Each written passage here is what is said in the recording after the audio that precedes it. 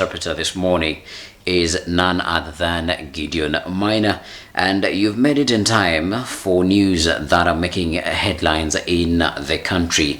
And I want us to start it off with matters security as Interior CS Kindiki releases names and pictures of 35 suspects. And now the Ministry of Interior has released the names and pictures of 35 people believed to be part of the terrorist group Al-Shabaab that has been terrorizing Lamu and Boni residents. Now the CS for Interior, Kindiki, says the 35 are connected with the placement of explosive devices. The numbers of the murderers of civilians and the attack on the American military base at Manda in 2020. Now, members of the public have been asked to volunteer information about the whereabouts of an undisclosed financial reward. Here are the full details.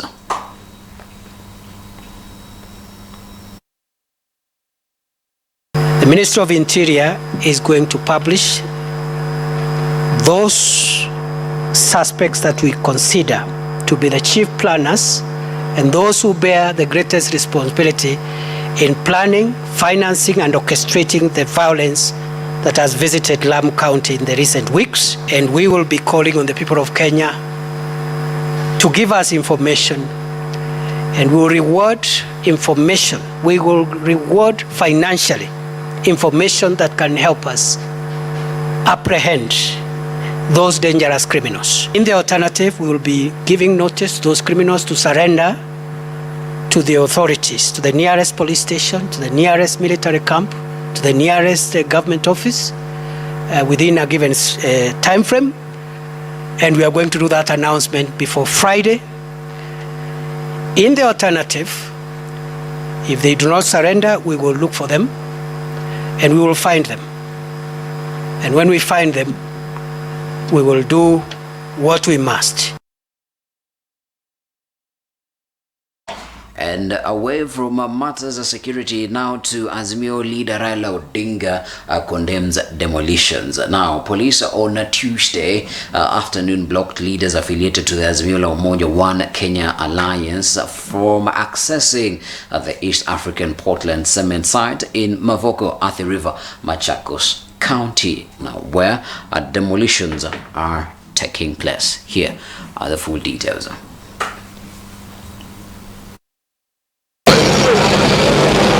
I cannot. I cannot. Mheshimiwa knew what happened when he came last Sunday. We are allowed as civilians to go and see. We are not interfering with the time to see is not yet. The operation is still going on. A lot of activities are going on there. We are not interfering with whatever they are doing. It is also ungodly. What is going on here is forced eviction. The exact crime Ruto promised to bring to an end in July last year. It's a gross violation of human rights, the right to adequate housing at a time the administration purports to be working to ensure that everyone has shelter. What's going on here indicates a systematic disregard of recognized human rights standards. Notice to vacate from the same land was given, and that the action of demolition and destruction of property was inhuman, and else the affected residents need to be compensated. Today, as a county of Machakos, we can outrightly say that whatever is happening in Athi River is historical injustices. We need to draw back from where it started. It is very clear that miners of land are devolved in the county. And where there is an interest of the national government, the constitution is also very clear that the national government ought to talk or dialogue with the county government to see how to work on matters that are conflicting with the national government and the county government. This did not happen in Mavoko. Evictions should be carried out in a manner that respect the dignity, right to life, right to property, and the security of those people who will be affected by the evictions. There should be respect for the principles of necessity and proportionality during the use of force. And lastly, they should give the affected people the first priority to demolish by themselves in order to be able to salvage their property. Staying on the same story, Mavoko MP Patrick Makau is among those summoned by DCI. Now, the Directorate of Criminal Investigations has summoned 30 individuals, among them a Member of Parliament, Patrick Mavoko, a former officials of Aimi Malukenya Society, and 10 former top security and administration officials from the area to record statements over the irregular sale of the land belonging to East African Portland Cement. DCI has also directed to the victims two of the land fraud to record statements with police at Athi River Police Station, which will aid in investigations. Here are the full details. Pesa ile nimetumia ni over 30 million, na hii shamba nilikuwa nimenunua kama ni viwanja 3, na kila kiwanja nilikuwa nauziwa 500. Hali mingi ni ile imeharibiwa, lakini kuna zile nilitoa, lakini hoteli yangu ilikuwa na vitu mingi sana, na vitu za mashuma zilikuwa mingi sana. Tumejenga nyumba kutoka 2014 na tuko hapa, tumebomolewa kila kitu. Sasa tujui tuende wapi. Tumejenga nyumba za rento na sasa imebomolewa, sasa mambo imekuwa mbaya. Throughout this legal journey, East African Portland Cement consistently cautioned the public against unauthorized groups claiming to sell the company's land. Public notices clearly stated that the disputed parcel of land was not for sale. When the people who occupied that land were ready, they accepted this is not our land, they withdrew their court cases and they said, we can talk.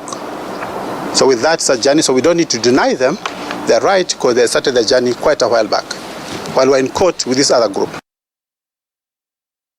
Royal Matters Land to Kenya is seeking funds to extend the standard gauge railway to Malaba. Now, Kenya is seeking funds to extend the standard gauge railway project to Malaba after the pullout of the initial financier. President William Ruto says negotiations have begun towards a joint bid that involves Uganda, DRC, and the Republic of Congo, seeking to improve the flow of cargo and make the Northern Corridor competitive. Here are full details. The reason why we are discussing with China on extending the standard gauge railway beyond Naivasha into Uganda, into DRC Congo, all the way to Congo Brazzaville, is because we want to connect the eastern coast of Africa to the western coast of Africa using the SGR. We've had conversations with the president of Uganda, with the president of DRC, with the president of Congo Brazzaville. We've all agreed on the need to extend this piece of infrastructure as a means of facilitating trade across our continent and making sure that companies like yourselves who set up in Kenya not only have access to the Kenyan market, but have also access to the East African market and the continental market, because we have made the decision that that is the way to go. You will appreciate that the trade comes before investment. Getting markets of products made in Kenya is expensive. The cost of marketing made in Kenya within the country and in Africa is costly. And my message to the Chinese investors and businessmen is that Kenya is open for business, Kenya is ready for business, Kenya is safe for business, and we mean business. You will be familiar with the saying that if you want to go fast, you go alone, but if you want to go far, you go together with others. Away from staying on a philosophical president, and he is set to assent health digitalization bill on Thursday. Now, President William Ruto is expected to assent to the health digitalization bill of 2023 by Thursday this week, ahead of the Mashujaa Day celebrations this Friday. According to Health Cabinet Secretary Susan Nakhumicha, the digitalization of health information will ensure access to real-time and steer data-driven health outcomes. Nakhumicha has also revealed plans by the government to establish a national health digital superhighway to improve the management of health records, products, and technologies. Watch. We want to ensure that we create an interoperable environment where all service providers or all stakeholders within the health sector can be able to connect on a digital superhighway, so that then we can be able to share records, we can be able to share information across, we can enable patients to access their information. One of those bills is the social health insurance bill, and that health bill has repealed NHIF, that has been primarily the one that is in charge with the healthcare financing. We have repealed NHIF, but we are starting what we call Social Health Authority. So this authority is going to ensure that one, it provides financing for primary health care that will be publicly financed for primary levels. Then we shall have a social health insurance where you register or you sign in, that members shall be onboarded. And if we can be able to leverage on technology, we can create synergies, efficiencies, and effectiveness in delivery of our healthcare system. So our priority as a ministry, and that amount of money is not enough to provide healthcare, but it is sufficient enough to ensure that we invest in promoting wellness and preventing diseases. Murang'a ndio kaunti ya kwanza kufanya ile inaitwa automation ya health records, yani kufanya rekodi za patients zote ziwe katika maneno ya digitali. And staying on matters health, the governor of Kisumu, Anyang' Nyong'o, has asked the government to rescind its decision to cancel the contracts with Cuban doctors. The governor alluded to the fact that Jaramogi Oginga Odinga Hospital has only 3 specialists, and if the Cuban doctors are withdrawn, it is going to be a menace in different health sectors across different counties. And also the governor mentioned that the Ministry of Health sidelined the Council of Governors in making the decision. Watch.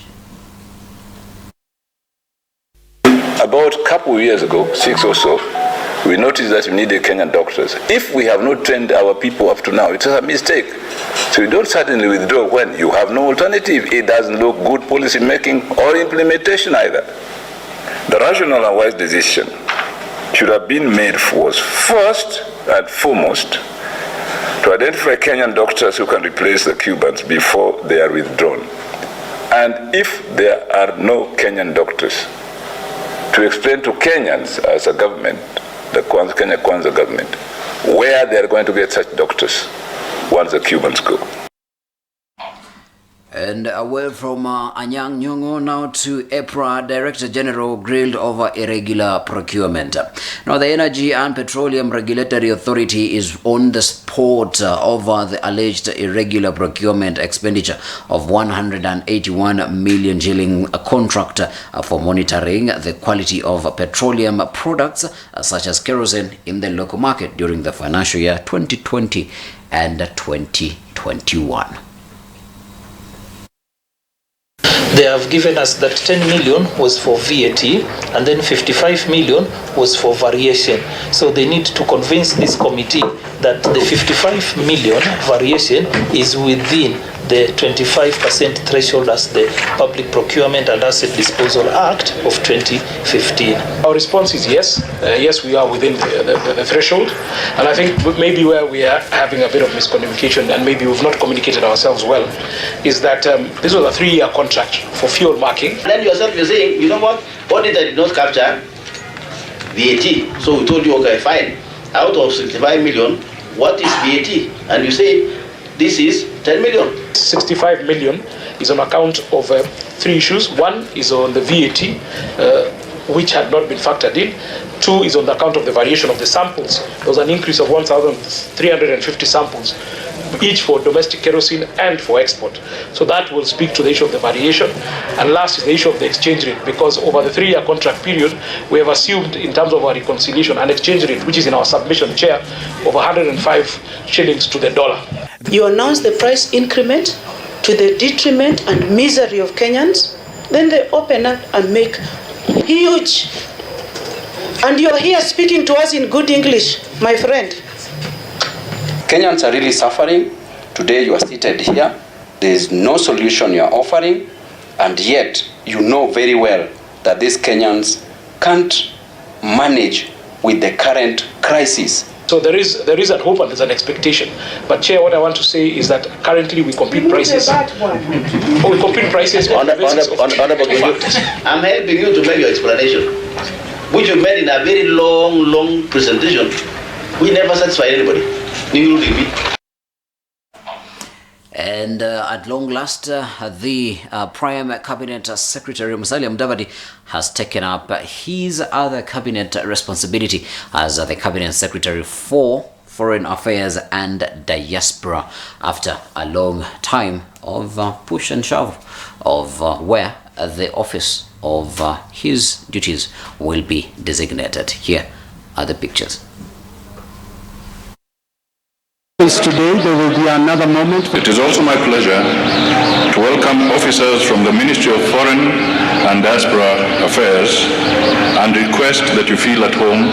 I have to admit it made me very happy to see that you're the one taking over this position, because I think anybody who knows you is that you're very diplomatic in everything that you do. Your posture, the way you walk, the way you talk. This ministry was supposed to be headquartered at the old railway headquarters. The Prime Cabinet Secretary has requested that I leave that space to him, and as I said, there's a friend of mine called Reverend Maina pale OTC. I'm happy to be his neighbor. I can work from anywhere. Mimi ni mtu wa kiwaja na mimi ni mtu ya street. I would speak more, but allow me to retreat to digest voluminous briefs presented to me by my predecessor, Dr. Alfred Mutua. I don't have those officers from the government delivery services, from the performance contracting. They are here, from the inspectorate, from the state corporation. But I want to tell them, don't try me. A new sheriff is in town. You can allow me, but I'll make sure you deliver.